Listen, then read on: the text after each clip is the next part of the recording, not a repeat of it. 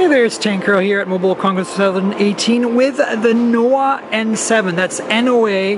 This is a company out of Croatia that's making some really good looking smartphones that are pretty decently feature packed at really reasonable prices. They're essentially mid-rangers. As you can see, this is the N7, and the N7 does have one of those 18:9 pseudo edgeless displays, and you know, it carries it well, especially in this beautiful blue color.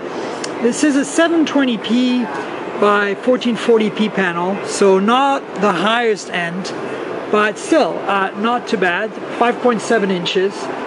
It does have a MediaTek octa-core processor and 4 gigs of RAM on board. And in back, there's a dual camera system, specifically dual 16 megapixel with an LED flash and fingerprint reader.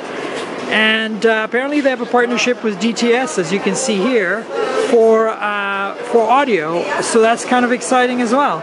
USB Type-C on the bottom and a headphone jack, which are both really nice things to have. And on the right side here, there's just a SIM tray. On the left side is where the power button and volume rocker are located, which is kind of an odd placement really, but apparently some people like it that way. On top here, there's an infrared transmitter.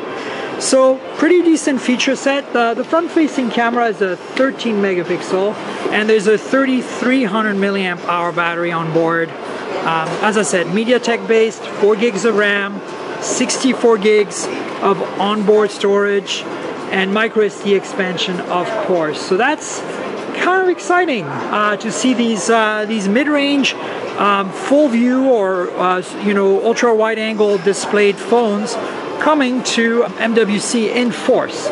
So anyway, subscribe to this channel, like this video, subscribe to the podcast, mobiletechpodcast.com, and stay tuned for more from MWC 2018. Cheers!